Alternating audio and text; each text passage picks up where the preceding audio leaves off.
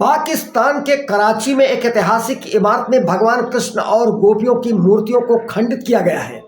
पाकिस्तान दरबार के एक अध्यक्ष शिव कासी ने कहा है कि कराची की ऐतिहासिक सागन इमारत में मूर्तियों को खंडित करना निंदनीय है। उन्होंने इसे पाकिस्तान की बहुसांस्कृतिक विरासत, धार्मिक सद्भाव और अल्पसंख्यकों की भावना पर हमला बताया और दोषियों के विरुद्ध कड़ी कार्यवाही की मांग की। उन्होंने कहा, 1937 में निर्मित इस इमारत में हिंदू समुदाय की बहुमूल्य मूर्तियां और अन्य धार्मिक प्रतीक रखे हुए हैं। अमेरिका ईरान युद्ध के लगभग 5 सप्ताह पूरे हो चुके हैं। इसके साथ ही अब जंग एक नए दौर में प्रवेश कर चुका है। ईरानी डिफेंस सिस्टम ने दक्षिणी ईरान के ऊपर अमेरिकी वायुसेना का एक F-15E स्ट्राइक इंगल लड़ाकू विमान मार गिराया। युद्ध शुरू होने के बाद ईरानी क्षेत्र में गिराया गया पहला अमेरिकी लड़ाकू जेट है। इस जेट में 2 पायलट सवार थे, जिनमें से एक को अमेरिकी बलों ने सुरक्षित रेस्क्यू कर लिया है, जबकि दूसरा अभी भी लापता है। भारत ने वित्त वर्ष 2025-26 में रक्षा निर्यात के क्षेत्र में एक ऐतिहासिक उपलब्धि हासिल की। रक्षा मंत्रालय के अनुसार कुल रक्षा निर्यात 38.622 करोड़ पहुंच गया है, जो साल 2025 के 23.622 करोड़ की तुलना में 22.66% अधिक है।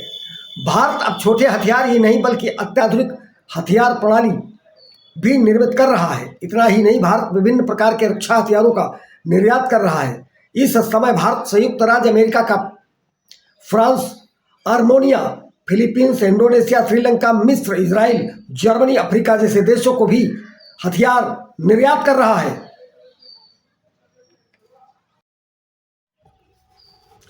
दिल्ली पुलिस की क्राइम ब्रांच ने ड्रग्स तस्करी के खिलाफ बहुत बड़ी कार्यवाही करते हुए 1.436 किलोग्राम फाइन क्वालिटी का चरस बरामद कर 2 आरोपियों को गिरफ्तार कर लिया, जिसकी अंतर्राष्ट्रीय बाजार में कीमत 60 लाख बताई जा रही है। तस्कर भाग निकलने में सफल होते इससे पहले निजामुद्दीन रेलवे स्टेशन से पुलिस ने इन्हें दबोच लिया। क्राइम ब्रांच ने थाने में NDPS एक्ट की धारा 20/29 के तहत इन पर मामला दर्ज किया है।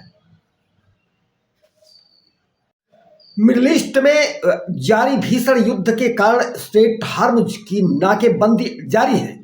इसी बीच भारत के लिए राहत भरी खबर है कि ईंधन से भरा एक विशाल LPG टैंकर ग्रीन स्वामी शुक्रवार को सुरक्षित रूप से इस खतरनाक जलमार्ग को पार करने के लिए तैयार है।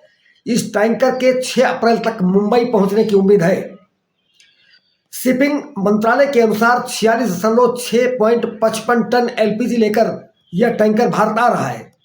अभी 2 टैंकर ग्रीन आशा और जग विक्रम वर्तमान में सुरक्षित मार्गों के लिए नौसेना के निर्देशों का इंतजार कर रहे हैं। अधिकारियों ने जानकारी दी है कि फंसे हुए सभी टैंकरों को चरणबद्ध तरीके से बाहर निकालने का प्रयास जारी है।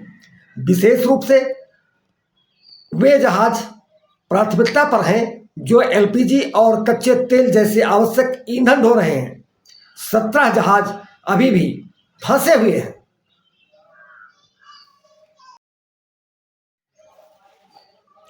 उत्तर प्रदेश ATS ने एक बड़े आतंकी साजिश का खुलासा किया है, जो पाकिस्तान हैंडलर के इशारे पर भारत में दहशत फैलाने की योजना बना रहे थे।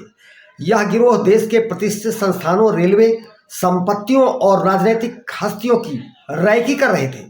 ATS ने इस मामले में मेरठ निवासी गिरोह के सरगना साकिब, विकास व गहलवात लोकेश व अरबाज को गिरफ्तार किया है। ATS की जांच में सामने आया है कि यह गिरोह इंस्टाग्राम, टेलीग्राम, सिग्नल जैसे मीडिया प्लेटफॉर्म के जरिए पाक हैंडलों के संपर्क में थे। पूछताछ में सामने आया है कि इस गिरोह का उद्देश्य भारत में भय और अस्थिरता फैलाना था। सरगना साकिब छोटी मोटी आगजनी जैसी घटनाओं को अंजाम देकर उनका वीडियो बनाकर पाकिस्तान भेजता था, जिसके बदले QR कोड के जरिए पैसे मिलते थे। पाक हैंडलर इनको ओसामा बिन लादेन व गजवाए हिंद जैसे उग्र विचारों और संगठनों के नाम पर भड़काते थे।